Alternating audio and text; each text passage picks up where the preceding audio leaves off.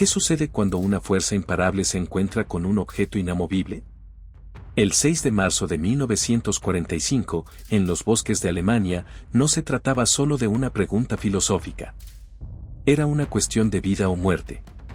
La primera división SS Panzer y estandar Adolf Hitler, la guardia personal de Hitler convertida en una de las unidades blindadas más temidas de la Alemania nazi, estaba a punto de chocar frontalmente con elementos del Tercer Ejército de Patton. Las SS esperaban otra matanza rutinaria. Estaban equivocados.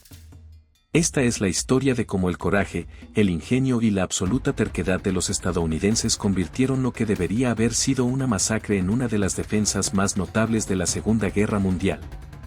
Es una historia que revela no solo la brutalidad de la guerra, sino la extraordinaria capacidad de los hombres comunes para hacer cosas extraordinarias cuando todo está en juego. Hoy nos sumergiremos profundamente en una batalla que los historiadores militares todavía estudian. Un enfrentamiento que demostró que el espíritu de lucha estadounidense podía competir incluso con la élite nazi más fanática. Porque a veces el hecho de no poder sobrevivir es precisamente lo que hace que la supervivencia sea posible. Para comprender la magnitud de lo que ocurrió ese día, debemos comprender lo que representó la primera división SS Panzer.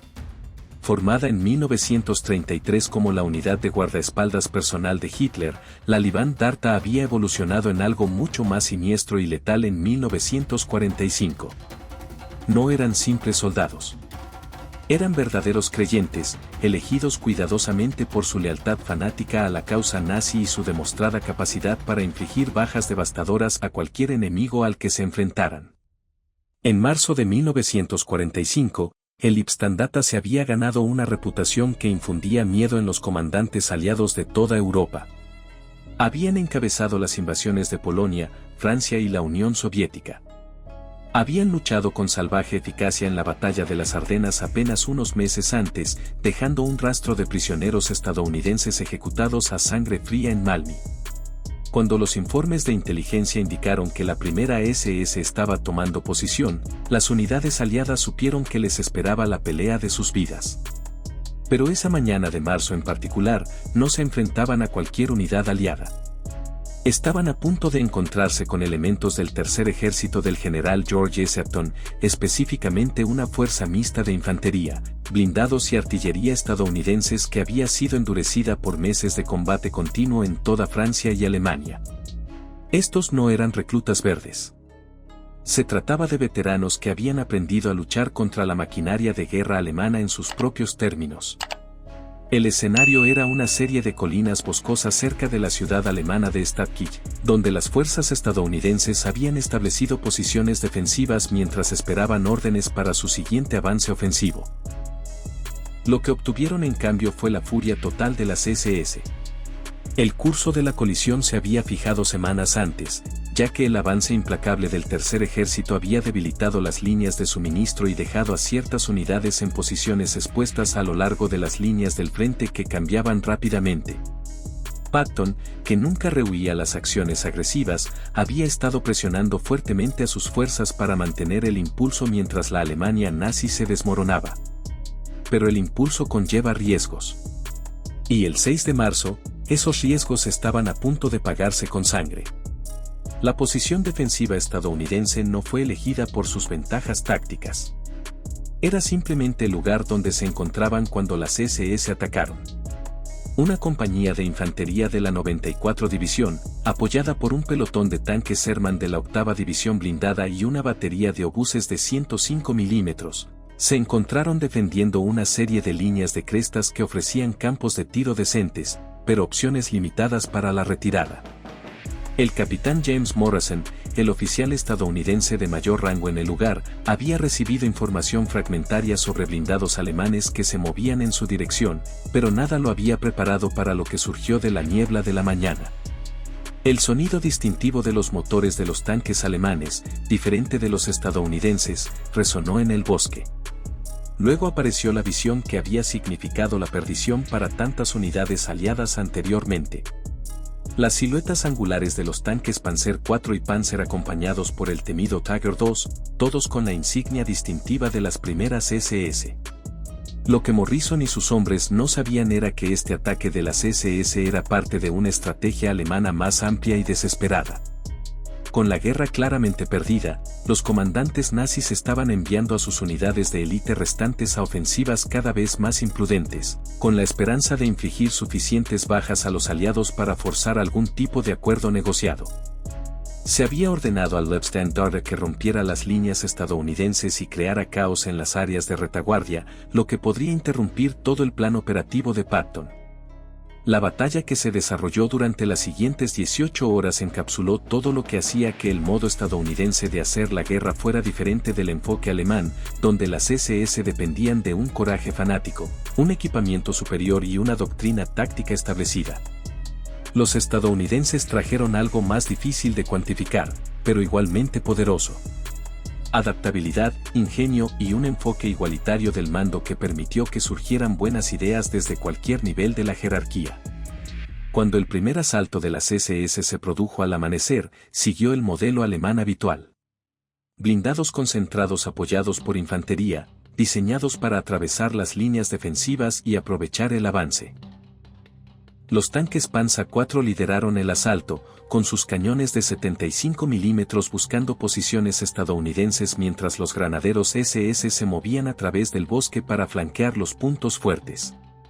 Era una fórmula probada que había funcionado desde Polonia hasta las puertas de Moscú. Pero ocurrió algo inesperado. En lugar de romperse ante el ataque inicial, la fuerza mixta de Morrison comenzó a luchar de maneras que desafiaban las expectativas alemanas. Los tanques Sherman, superados en armamento por los blindados alemanes, no intentaron librar duelos tanque contra tanque. En cambio, se convirtieron en plataformas móviles de apoyo de fuego, moviéndose constantemente para evitar el fuego de respuesta, mientras sus tripulaciones se coordinaban estrechamente con la infantería para identificar objetivos y dirigir el fuego de artillería. La artillería estadounidense, situada a varios kilómetros de la retaguardia, se convirtió en el factor decisivo de una manera que las SS no habían previsto. En lugar de disparar barreras predeterminadas, las baterías de 105 metros estaban en constante comunicación por radio con observadores avanzados que podían solicitar misiones de fuego precisas en cuestión de minutos. Cuando los tanques SS se concentraron para un ataque, se encontraron bajo un fuego de artillería preciso que los obligó a dispersarse. Cuando se dispersaron, la infantería estadounidense con bazucas y granadas de fusil pudo atacarlos pacíficamente. Lo más importante es que la defensa estadounidense demostró un principio que se convertiría en central para la doctrina militar de Estados Unidos. El poder de las operaciones de armas combinadas, donde diferentes tipos de unidades trabajan juntas sin problemas en lugar de luchar como entidades separadas. Las tripulaciones de los tanques compartían municiones con la infantería. Los observadores de artillería hacían las veces de fusileros cuando las tropas de las SS se acercaban. Incluso los cocineros y mecánicos tomaron armas y se unieron a la línea de fuego cuando la situación lo requirió. El punto de inflexión no llegó por una potencia de fuego o un número superior, sino por la innovación nacida de la desesperación. A medida que el ataque de las SS se acercaba a las posiciones estadounidenses, el sargento Thomas Tank Wilson, un comandante de Sherman cuyo vehículo había sido inutilizado por el fuego alemán, tomó una decisión que sería estudiada en los libros de guerra durante las décadas siguientes. En lugar de abandonar su tanque dañado, Wilson se dio cuenta de que su cañón principal aún funcionaba a pesar de que las orugas estaban destruidas.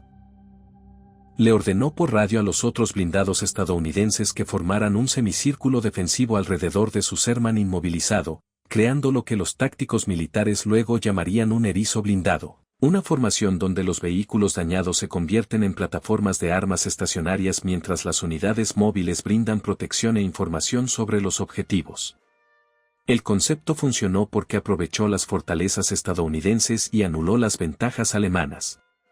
Los atacantes de las SS no se encontraron frente a objetivos dispersos que pudieran derrotar pacíficamente, sino frente a un sistema defensivo coordinado en el que cada elemento apoyaba a todos los demás. Cuando los tanques alemanes intentaron flanquear la posición, se expusieron al fuego desde múltiples direcciones. Cuando se concentraron para un asalto frontal, la artillería estadounidense convirtió sus áreas de concentración en zonas de exterminio.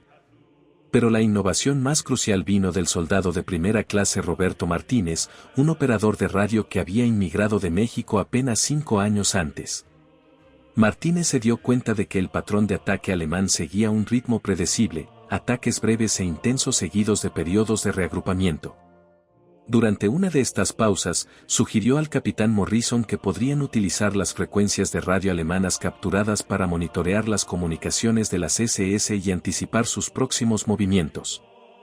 La idea era audaz y técnicamente difícil, pero Martínez había trabajado como técnico de radio antes de la guerra y entendía tanto el alemán como los aspectos técnicos de la comunicación por radio. En 2 horas, había improvisado un sistema que permitía a los estadounidenses escuchar las comunicaciones tácticas alemanas. Por primera vez en la batalla, pudieron anticipar los movimientos de las SS, en lugar de simplemente reaccionar a ellos.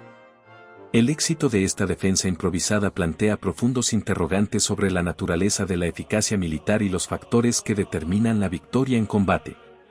Las SS tenían todas las ventajas que los teóricos militares consideran decisivas. Mayor número, mejor equipamiento, más experiencia en combate y la iniciativa que surge al atacar en lugar de defender. Sin embargo, no logran alcanzar sus objetivos contra lo que debería haber sido una fuerza inferior. Este resultado desafía la sabiduría convencional sobre la guerra de varias maneras importantes. En primer lugar, demuestra que la superioridad tecnológica significa poco si los usuarios no pueden adaptarse a circunstancias inesperadas. Los tanques alemanes eran individualmente superiores a los Sherman estadounidenses. Pero las tripulaciones de las SS habían sido entrenadas para luchar según la doctrina establecida. Cuando esa doctrina resultó inadecuada, lucharon por improvisar alternativas eficaces. En segundo lugar, la batalla ilustra la importancia de lo que los historiadores militares llaman cultura institucional, los valores y prácticas que determinan cómo una organización responde a una crisis. La estructura relativamente igualitaria del ejército estadounidense, donde las ideas podían fluir desde los soldados rasos hasta los oficiales, resultó crucial cuando la supervivencia dependía de la innovación. La idea de interceptar la radio de Martínez tal vez nunca se hubiera implementado en una estructura militar más jerárquica donde no se esperaba que los soldados alistados contribuyeran con conocimientos tácticos. Las SS, a pesar de su reputación de agresividad e iniciativa, en realidad estaban limitadas por su propio fanatismo. Su creencia absoluta en la superioridad nazi hizo que les resultara difícil reconocer que sus oponentes pudieran ser capaces de realizar innovaciones tácticas que valiera la pena adoptar. Cuando las tácticas estadounidenses resultaron eficaces, los comandantes de las SS interpretaron esto como suerte temporal en lugar de una auténtica competencia militar, lo que los llevó a repetir ataques fallidos en lugar de desarrollar nuevos enfoques. Quizás lo más importante es que la batalla demuestra cómo los valores democráticos pueden traducirse en eficacia militar de maneras inesperadas. Las fuerzas estadounidenses lucharon no solo por la supervivencia, sino por una visión de sociedad donde el valor individual se midiera por la contribución y no por la ideología. Esto les dio una flexibilidad y resiliencia de las que a menudo carecen las fuerzas puramente jerárquicas. Sin embargo, también debemos reconocer las brutales realidades que estas diferencias filosóficas no pudieron cambiar. La batalla, que duró 18 horas, tuvo un alto costo para ambos bandos en muertos y heridos. Los militares estadounidenses trabajaron bajo fuego para salvar a las bajas de las SS junto a sus propios hombres, un gesto humanitario que rara vez fue correspondido. Los alemanes heridos a menudo rechazaban el tratamiento médico estadounidense y preferían morir antes que aceptar la ayuda de enemigos a los que les habían enseñado a considerar infrahumanos. Cuando el sol se puso el 6 de marzo de 1945, el bosque alrededor de Stadtkirch quedó en silencio por primera vez en 18 horas. La primera división SS Panzerleibstandarte Adolf Hitler se retiraba, dejando atrás 17 tanques destruidos o abandonados y más de 200 bajas. Los estadounidenses se mantuvieron firmes, pero a un precio que perseguiría a los sobrevivientes por el resto de sus vidas. La fuerza mixta del capitán Morrison se había reducido en casi un 60%, pero habían logrado algo que resonaría mucho más allá de ese único campo de batalla. Habían demostrado que los combatientes estadounidenses, cuando estaban adecuadamente dirigidos y equipados, podían estar a la altura de lo mejor que la Alemania nazi podía desplegar. Más importante aún, habían demostrado que los valores de iniciativa individual, adaptabilidad y apoyo mutuo que definían a la sociedad estadounidense podían ser factores decisivos incluso en las circunstancias más brutales. La importancia de la batalla se extiende más allá de sus resultados tácticos inmediatos. En cuestión de semanas, la información sobre las innovaciones defensivas estadounidenses observadas en Stathkiel comenzó a circular entre los comandos aliados, contribuyendo a desarrollos tácticos que resultarían cruciales en las campañas finales de la guerra europea. El concepto de erizo blindado iniciado por el sargento Wilson se convirtió en una doctrina estándar para las operaciones defensivas. Las técnicas de interceptación de radio de Martínez fueron adoptadas por unidades de inteligencia de varios ejércitos. Pero quizás el legado más importante de ese día radique en lo que reveló sobre la naturaleza de la eficacia militar estadounidense. Los hombres que lucharon en Stathkiel no eran sobrehumanos. Eran ciudadanos comunes y corrientes que habían sido transformados por la formación, la experiencia y la necesidad en algo extraordinario. Tuvieron éxito no porque fueran mejores guerreros individuales que sus oponentes de las SS, sino porque lucharon como parte de un sistema que valoraba la contribución de cada persona y recompensaba el pensamiento innovador. Hoy, cuando enfrentamos nuevos desafíos que requieren tanto coraje individual como acción colectiva, la historia de Stathkiel nos recuerda que la mayor fortaleza de las sociedades democráticas no reside en su capacidad de producir líderes perfectos o guerreros invencibles, sino en su capacidad de liberar el potencial creativo de la gente común cuando circunstancias extraordinarias lo exigen. La primera SS esperaba otra victoria rutinaria contra oponentes inferiores. En cambio, se encontraron con algo que no podían comprender ni vencer. Hombres libres que luchan por algo más grande que ellos mismos con la inteligencia y la flexibilidad para adaptar sus métodos a cualquier desafío. Ese día de marzo de 1945, se esperaba que los hombres de Patton no sobrevivieran. Pero hicieron más que sobrevivir. Demostraron que cuando la democracia se ve desafiada por la tiranía, el resultado no está predeterminado por quien tiene el mejor equipo o los soldados más fanáticos. A veces, el resultado lo determina quien puede pensar más rápido, adaptarse más rápidamente y mantenerse unido durante más tiempo cuando todo se desmorona. Esta es una lección que vale la pena recordar porque el mundo todavía está lleno de quienes creen que su causa, su ideología o su tecnología superior los hacen invencibles. El bosque cerca de Stathkiel es un recordatorio permanente de que están equivocados.